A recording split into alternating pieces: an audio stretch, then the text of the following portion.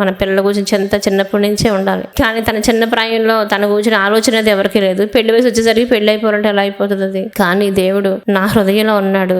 నేను మావయ్యలో నమ్మకం దేవుడిని చూసినే చేసుకున్నాను. మా ఇద్దరు దేవుడు ఒకటే.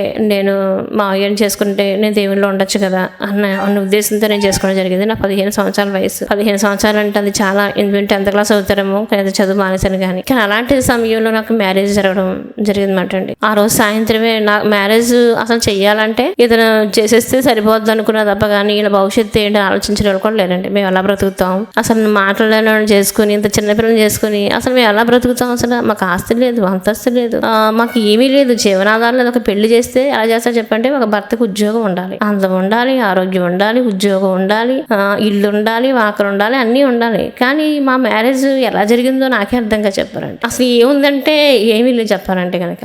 మీకు చెప్తాను మరి. ఆ సాయంత్రం పెళ్లి అయిపోయింది, మ్యారేజ్ అయిపోయింది.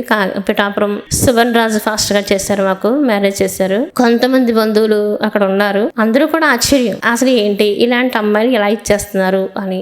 పెళ్లి సంబంధం కుదిరినప్పుడు కూడా, అంటే ఇలా ఫిక్స్ అయినప్పుడు కూడా మా అన్నపూర్ణ పెరిగారు హస్బెండ్ సూర్యనారాయణ గారు కూడా అన్నారు, మా పెద్ద మామయ్య గారు కూడా మా అమ్మగారి కోసం నాన్నగారి కోసం మాట్లాడుకుంటారు అనమాట. వాళ్ళు ఆ అమ్మాయి ఏదో తెలియక చేసేసుకుంటారంటే వీళ్ళకి ఇవ్వడానికి చేసుకుంటారంటే దానికి బుద్ధి లేకపోతే ఇవ్వడానికి వీళ్ళకి బుద్ధి ఉండద్దా తల్లిదండ్రులు కానీ, వాళ్ళు ఏం చేద్దాం అనుకుంటున్నారని చెప్పేసి అనుకోవడం మాటలు విన్నాను నేను. కాకపోతే మరి నేనంటే మాత్రం తీసుకున్న నిర్ణయం ఎప్పుడు కూడా దేవుడిని చేసుకుంది. ఏ నిర్ణయం తీసుకున్నా దాన్ని వెనక్కి తీసుకోలేదు. నేను చిన్న ప్రాయం నుంచి అదే నాకు అలవాటు, నాకు తెలుసు. నేను మాత్రం మ్యారేజ్ ఒప్పుకున్నాను. నేను మ్యారేజ్ అయిపోయింది. మాకు ఆ గృహప్రవేశం తర్వాత పైన మేడ మీద మాకు ఒక పెద్ద టెంట్ వేసి ఆల్రెడీ భోజనాలు అవి జరిగినాయి. ఆ తర్వాత అదంతా చేయడం, మాకు మ్యారేజ్ జరగడం జరిగింది.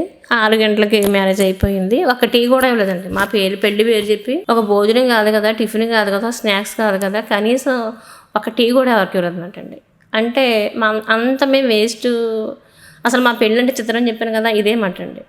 పెళ్లి పేరు చెప్పి ఎవరన్నా శుభ్రక ఇస్తారు, అది లేదు. ఫోటోలు తీస్తారు, అది లేదు. స్థానిక సంఘ పాస్టర్ గారు వాళ్ళ అబ్బాయి మ్యారేజ్ ఫోటోలు తీశారన్నమాట అండి. తర్వాత అది ఆ పెళ్లి చేసిన పాస్టర్ గారు తీయమన్నారు. తీస్తే ఆ ఫోటోలు వాళ్ళు పట్టుకు వెళ్ళిపోయారు అనమాట అండి. వాళ్ళు తీసుకున్నారు. ఇప్పుడు నేను ఆ ఫోటోలు తెచ్చుకోవాలంటే ఒక 100 రూపాయలు వాళ్ళకి ఇస్తే నేను ఇస్తానమ్మా అన్నారన్నమాట అండి. కనీసం మరి ఫోటో ఛార్జీని ఇవ్వాలి కదా. ఆ 100 రూపాయలు ఇవ్వడానికి కూడా ఎన్ని ఆలోచించారంటే, అసలు మా బ్రతుకు చెప్తున్నాను నేను ఆలోచించాను. ఎందుకంటే నేను ఎవరిని విమర్శించడానికి అనట్లేదు కానీ మా ఇద్దరి పరిస్థితి చెప్తున్నాను నేను. అసలు మా అమ్మగారు ఇంటికి వెళ్ళాలంటే ఛార్జీలు ఉండవు, మేము ఒక చీర కొనుక్కోవాలంటే నాకు డబ్బులు ఉండవు. తర్వాత ఆ మ్యారేజ్ నుంచి చేసి ఇంటికి వచ్చేసరికి